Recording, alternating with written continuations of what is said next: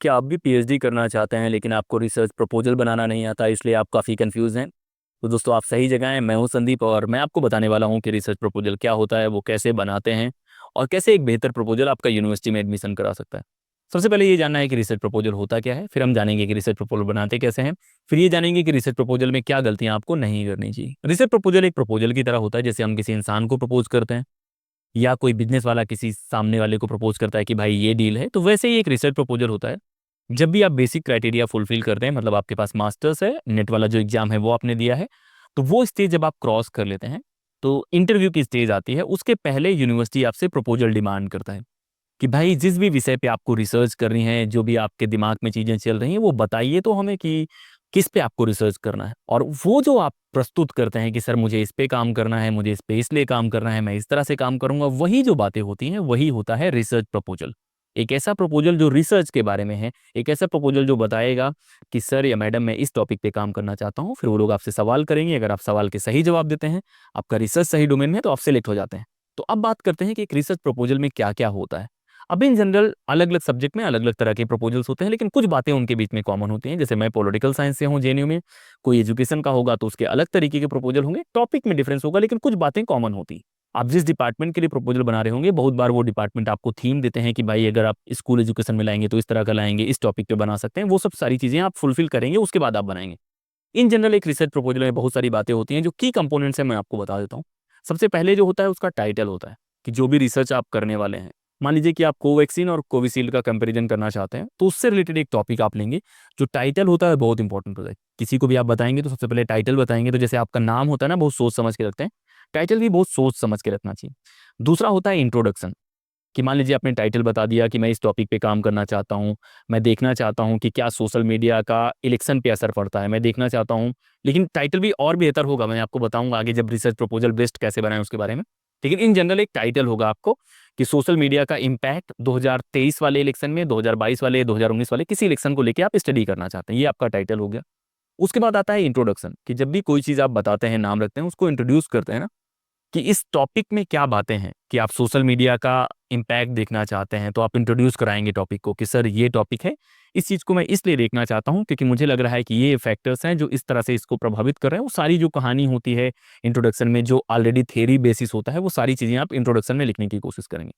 एक बार आपने इंट्रोडक्शन लिख दिया, आपने इंट्रोड्यूस करा दिया टॉपिक को और टाइटल को, उसके बाद आप क्या करेंगे, उसके बाद आप लिटरेचर रिव्यू करेंगे। कि मान लीजिए मैं कोई रिसर्च करना चाहता हूँ, मैं देखना चाहता हूँ सोशल मीडिया का इम्पैक्ट इलेक्शन में, खासतौर पर 2023 वाले इलेक्शन में अगर मैं देखने की बातें करूं, या 2024 वाला जो इलेक्शन है उसमें देखने की बातें करूं, तो मैं फिर ये देखूंगा कि भाई उस तरह के और भी काम हुए हैं कि नहीं हुए हैं, क्या और लोगों ने उस तरह का काम करा है, या क्या थेरीज उस पर बनी हैं, या जिन लोगों ने काम करा है उस पर क्या रिजल्ट रहेंगे। तभी तो मुझे पता लगेगा कि इस टॉपिक पे काम करना है कि नहीं करना है।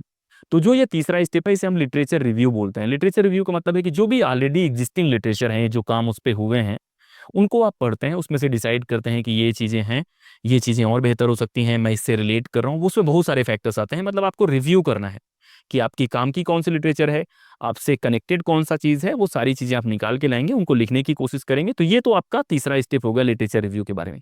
एक बार आपने लिटरेचर रिव्यू कर लिया, आपको बहुत सारी चीज़ों का अंदाजा लग गया, आपने इंट्रोड्यूस करा दिया, तब आप एक हाइपोथेसिस बनाते हैं कि भाई मैं ये कहना चाहता हूँ। हाइपोथेसिस एक स्टेटमेंट होता है कि मान लीजिए आप कहना चाहते हैं कि 2024 का जो इलेक्शन है उसमें सोशल मीडिया एक डिसाइडिंग फैक्टर था जिसने इलेक्शन रिजल्ट को प्रभावित करा, या डिसाइडिंग फैक्टर था। अब हो सकता है रिसर्च के बाद ये गलत भी साबित हो जाए, लेकिन ये एक हाइपोथेसिस है, ये लेके चलने की कोशिश करेंगे। और ये हाइपोथेसिस अगर आप लेंगे तो आपको दो चीजें और करनी है, एक होता है रिसर्च क्वेश्चन और एक होता है रिसर्च ऑब्जेक्टिव। रिसर्च क्वेश्चन है कि जो भी रिसर्च आप करने वाले हैं, आपके दिमाग में कुछ सवाल होंगे कि आप ये चेक करना चाहते हैं कि क्या फेसबुक का इम्पैक्ट पड़ा है, क्या इंस्टाग्राम का इम्पैक्ट पड़ा है, क्या किस तरह से इम्पैक्ट पड़ा है। तो उससे रिलेटेड दो तीन सवाल जो आपके होंगे, जिसके अराउंड आपका रिसर्च होगा, वही रिसर्च क्वेश्चंस होते हैं। जो सवाल लेके आप आए थे, उन सवालों को आपको सही से फ्रेम करना है। वो सवाल कैसे सही से फ्रेम करना है वो रिसर्च मेथोडोलॉजी वाली क्लास में आपको बताऊंगा, लेकिन इन जनरल रिसर्च क्वेश्चंस आपके होंगे। रिसर्च ऑब्जेक्टिव भी उसी से रिलेटेड होते हैं। रिसर्च ऑब्जेक्टिव मतलब आपका गोल क्या है, फिर उससे रिसर्च क्वेश्चंस निकल के आएंगे। तो ये तो आपकी चौथी स्टेज हो गई, जहाँ पे इंट्रोडक्शन है, लिटरेचर रिव्यू है, हाइपोथेसिस है, रिसर्च ऑब्जेक्टिव, रिसर्च क्वेश्चंस हो गए। उसके बाद क्या करना है, उसके बाद आपको डिसाइड करना है कि कौन से रिसर्च मेथड आप इस्तेमाल करने वाले हैं। कि आप कोई काम करते हैं, कुछ तकनीकी तो आप लगाते होंगी, क्या आप क्वालिटेटिव मेथड लगाएंगे, क्वांटिटेटिव लगाएंगे। अब इन वर्ड्स पे कंफ्यूज मत होना, ये चीज़ें मैं आपको बता दूंगा जब ज़्यादा बेहतर तरीके से हम लोग रिसर्च मेथड पढ़ने की कोशिश करेंगे कहानी के फॉर्मेट में, लेकिन परेशान नहीं होना है। तो कौन सा रिसर्च मेथड अपनाएंगे? क्या आप इंटरव्यू करेंगे, सर्वे करेंगे, फोकस ग्रुप डिस्कशन करेंगे, डेटा कैसे कलेक्ट करेंगे? ये सारी बातें जो होंगी रिसर्च मेथोडोलॉजी के, रिसर्च डिज़ाइन कैसा होगा, डेटा कलेक्शन कहाँ करेंगे, कौन सा फील्ड होगा, ये सारे जो सवाल होंगे वो आपके रिसर्च मेथड के सवाल होंगे। तो रिसर्च मेथोडोलॉजी के बारे में आप बताएंगे कि सर मैडम मैं इस तरह से रिसर्च मेथोडोलॉजी करूँगा, ऐसे करूँगा, वो सारी चीज़ें, और वो साउंड होना चाहिए। ये कर लेंगे, उसके बाद आपको जस्टिफाई करना पड़ेगा कि जो आपकी रिसर्च है वो क्यों ज़रूरी रिसर्च है। मतलब यूनिवर्सिटी ऐसे तो आपको एडमिशन दे नहीं देगी, तो आपको साबित करना पड़ेगा कि जो ये काम है ये कैसे इम्पैक्ट लाएगा। जो भी चीज़ें आपको लॉजिक देना है वो लॉजिक आपको देना पड़ेगा कि भाई ये इसका लॉजिक है, इस वजह से इस रिसर्च को करना चाहिए, रिसर्च करेंगे तो ये इम्पैक्ट हो सकता है।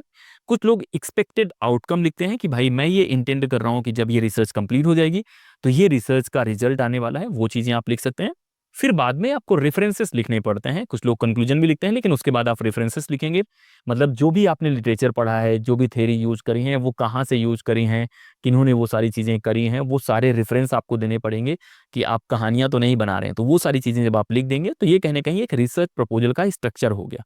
थोड़ा-सा कन्फ्यूजन हो गया होगा बहुत सारी चीज़ों को लेके, किसी और वीडियो में हम डिटेल से पढ़ेंगे कि रिसर्च जो प्रपोज़ल होता है, उसमें एक-एक कंपोनेंट को बेस्ट तरीके से कैसे बनाया जा सकता है। लेकिन इन जनरल मैं आपको बता रहा हूँ कि रिसर्च प्रपोज़ल में क्या-क्या होता है। तो ये कंपोनेंट्स होते हैं।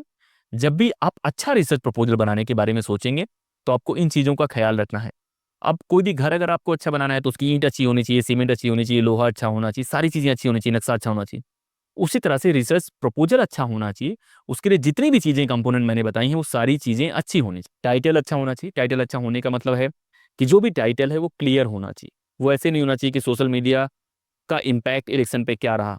वो क्लियर होना चाहिए कि सोशल मीडिया का इम्पैक्ट इस इलेक्शन पे क्या है, वो आपको स्टेटमेंट के फॉर्म में देना है, ताकि देखते ही इंसान को लगे कि ये किसकी बातें कर रहा है। इंट्रोडक्शन की बातें करें तो कभी भी किसी को इंट्रोड्यूस कराते हैं तो 2 चीज़ें होती हैं। पहले तो आप उसमें ट्रेलर देते हैं कि भाई मैं इस तरह का रिसर्च करना है, लेकिन सारी चीज़ें रिवील नहीं करते, आप इंट्रोड्यूस कराते हैं।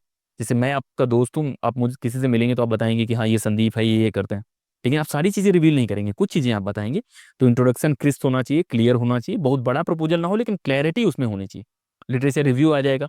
लिटरेचर रिव्यू का मतलब जो भी एक्जिस्टिंग लिटरेचर है वो आप पढ़ेंगे, उससे रिलेट करेंगे, जो रिलेवेंट है उसको सही से थीमेटिक तरीके से अरेंज करेंगे कि ये ऐसे बात कर रहा है, ये ऐसे बात कर रहा है, ये ऐसे बात कर रहा है, वो आप करने की कोशिश करेंगे।